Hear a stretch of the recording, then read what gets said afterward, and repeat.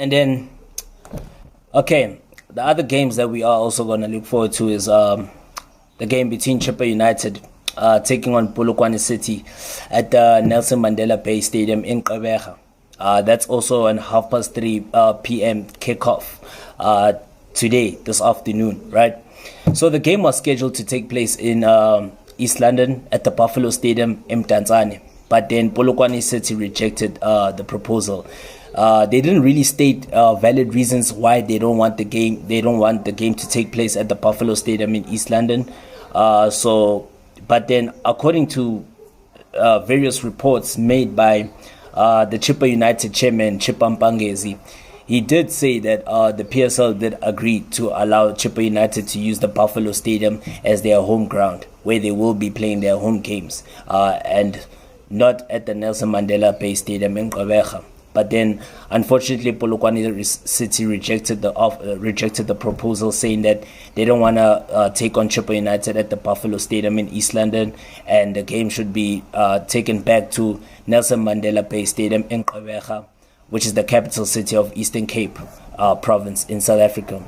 So hopefully that won't deter Chippa United whatsoever, and hopefully the change of venues, the confusion around that situation won't really affect both clubs coming into this game, because it's a must 3 points for both of these clubs, right? Both of these clubs haven't really had a decent run of form in the league so far this season. Let us go straight to the fact that Chippa United did bounce back from their 6-match winless run with a 2-0 victory against Golden Arrows in their previous game.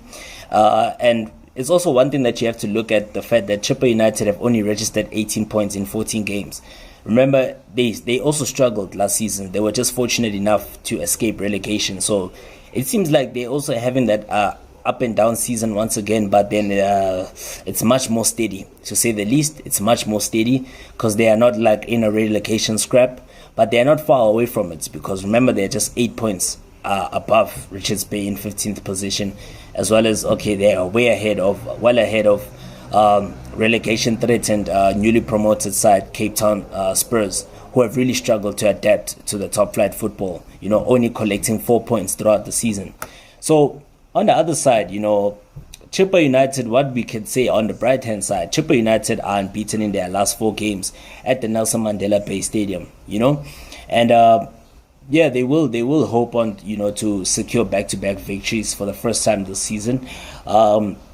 As well as what we could also say, Morgan Mammila, the coach of Chippa United, we all know he's a loudmouth. He talks a lot.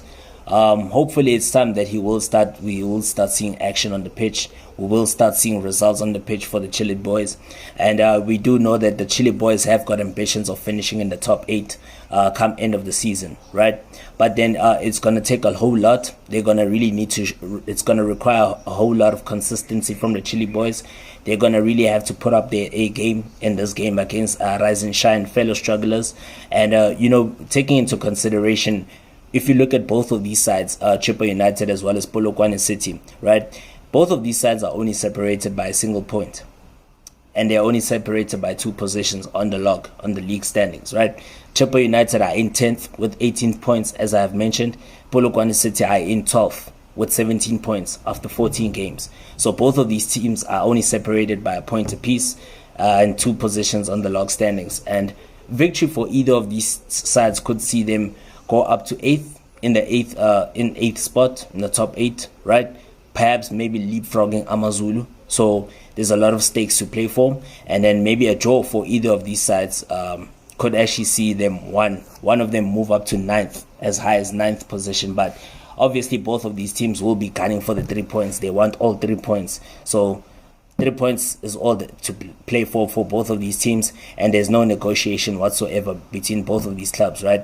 And on the side of Polokwane City, Polokwane City, of course, coming into this clash against the Chile boys at the Nelson Mandela Bay Stadium, they are desperate to end a 6-match winless run. They come into this one on the brink of back-to-back defeats to TS Galaxy as well as Kaizer Chiefs.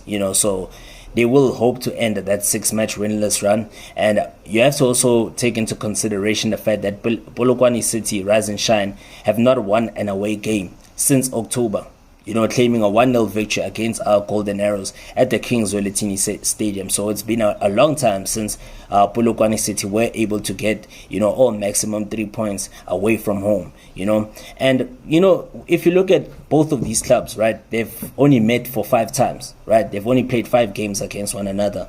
And there's not much to actually separate both of these teams, the Chili Boys as well as Rise and Shine, because there's only 1 win apiece between both of these clubs, and as well as they've drawn 3 games in their previous 5 meetings. So not much to separate them, but hopefully, we will see some goals. Hopefully it will be raining goals at Gqeberha. Hopefully we will see 3 points. One of these 2 clubs coming with 3 points, actually creating some interesting climax, to the fight to finish in the top 8. Which means if you finish in the top 8, obviously you automatically qualify to play in the MTN 8 tournament, which is the first major tournament of South African in the South African football season. So yeah, and there are certain players that we should look forward to watching, especially on the side of Chippa United. I look forward to watching Ronaldo Marman, who has been on stellar form for the Chili Boys this season, scoring that brilliant free kick against Golden Arrows not so long ago. I mean, he's been on stellar form, and coming into this one, he will play a key role, for Morgan Mammila's side. Hopefully he can continue with that goal-scoring run that he has shown.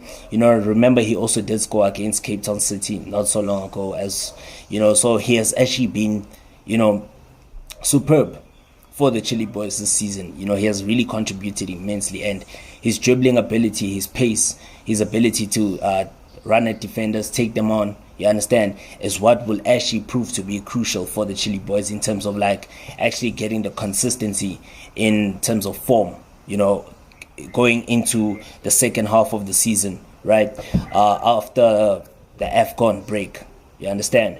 And also on the side of Polokwane City, you've got players like Oswin Apollis, who's also been phenomenal this season. You've got players with the experience in Dumiso Mapena, right? You've got Gavin Mashikinya, you understand. You've got players like Hlaisani Chauke, who will also be instrumental for Rise and Shine coming into this one.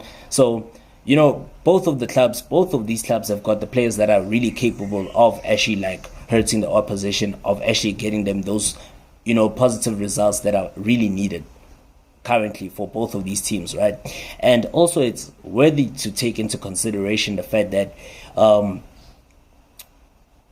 since Polokwane City, after the departure of Letlhaonolo Siema, who has since gone on to join their fellow crosstown rivals Kukune United FC, it has kind of really affected their performance. It has taken the sting out of their performance, because right now, with Letlhaonolo Siema, he is a tactical coach. He knows how to apply tactics. He knows how to actually field a winning team. He has that winning formula, that special winning formula that actually we saw at the beginning of the season in terms of Rise and Shine, because Rise and Shine really surprised us at the beginning of the season in terms of Rise and Shine getting those positive results, even causing an upset against SuperSport United, defeating them by 4-1 away from home. I mean, that was a superb performance, a superb display from Rise and Shine. And with the Letlhaonolo Siema's departure now, you can see it has really affected things. You understand? A lot of it has really taken so much out of Polokwane City's performance, because right now you can see new coaching staff. Now it's going to have to be new tactics. Now you have to find that winning formula. Now you have to chop and change things, in order for you to rediscover that form that, that actually made you get those positive results at the beginning of the season. And now for the fact that now the departure of Letlhaonolo Siema, it has actually literally affected Polokwane City's performance. But hopefully this game against Chippa, they can secure their first away victory in a space of 2 months, and hopefully 3 points at the Nelson Mandela Bay Stadium will actually be a turning point in the change of fortunes going into the new year and going into the second half of the season. So yeah, let's go straight to Peter Mokaba Stadium in Polokwane, right? Second versus third. This is the pick of all the games. The big one for this weekend. Second versus third. SuperSport United taking on Orlando Pirates at the Peter Mokaba Stadium. Okay? So coming into this game, both teams are on a decent run of form, but especially Orlando Pirates. Momentum is with the Buccaneers, the Sea Robbers. Excuse me. Momentum is with the Buccaneers, the Sea Robbers, right? Understanding the fact that SuperSport United have only won 3 of their last 6 league games, including their recent 2-1 away victory over Morocco Swallows at the Dobsonville Stadium. That was a come from behind 2-1 victory over Morocco Swallows at the Dobsonville Stadium. And as well as, they are fresh from securing their first victory in the CAF Confederations Cup with another 2-1 victory over Al Hilal Benghazi, ending a 3-match losing streak in the CAF Confederations Cup group stages, right? SuperSport had a dismal start. Once again, they lost all 3 of their first games. Luckily, they finally secured their first 3 points, which gives them some glimmer of hope in terms of them qualifying for the quarterfinals of the season's CAF Confederations Cup. It was a very controversial match, to say the least, but we'll get into more detail with regards to that, right? On the side of the Buccaneers, man, the Buccaneers, on the other hand, have been on superb form. You understand? Like I said, momentum is on their side, right? Because they are unbeaten in their last 6 games. Last 6 league games, whereas they've won 5 out of those 6 in the process, including that the 2-1 away victory in their previous game over Abafana Bay Stadium, Golden Arrows, right? And you must also take into consideration the fact that Pirates have only won 4 games in 11 away matches so far this season. So Pirates haven't really been good on the road this season. They have really not been so good on the road this season, because they've only won 4 games in 11 away matches in all competitions throughout the season. So they haven't been really good. They don't have a decent away record, to say the least. But hopefully coming into this one, they will actually try and put that behind them to secure all 3 points in this much anticipated encounter against Matsatsantsa Pitori. It's a must win for both of these sides in terms of actually closing the gap on runaway log leaders Mamelodi Sundowns, who have played 3 games less than these sides. So you do tend to understand how crucial 3 points is for both of these teams, right? And both of these teams are obviously looking to close the gaps on log leaders Mamelodi Sundowns, as they lie in 2nd and 3rd respectively, and both of these sides are only separated by a point. You understand? And it must be noted that former SuperSport midfielder Patrick Masangwani will not be available due to suspension, as he picked up his 4th yellow card in that 2-1 away victory to Golden Arrows. So that's a big blow for Orlando Pirates. A big blow for Jose Riviero. As you know, Masangwani has been a regular in his starting 11, because Masangwani has started all league games for Orlando Pirates so far this season. And I think this is going to be the first game in which they will miss out on his services.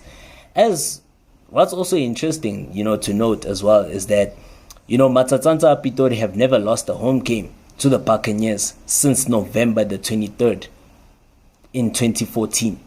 That was the last time Orlando Pirates won away from home, to SuperSport United, which was thanks to goals by Isasa and Sfiso Mnyeni, who did get the goals that on that day. And Tuso Pala did get the first goal. Tuso Pala was the one who opened the scoring in that particular encounter at the Peter Mokaba Stadium. And then we saw former Orlando Pirates midfielder, the Senegalese Isasa, got the equalizer in that game, and then Sfiso Mnyeni got sealed all 3 points for the Buccaneers in that game. So it's been almost 10 years, almost a decade right now, since Pirates last won an away game to Matsatsantsa Pitori.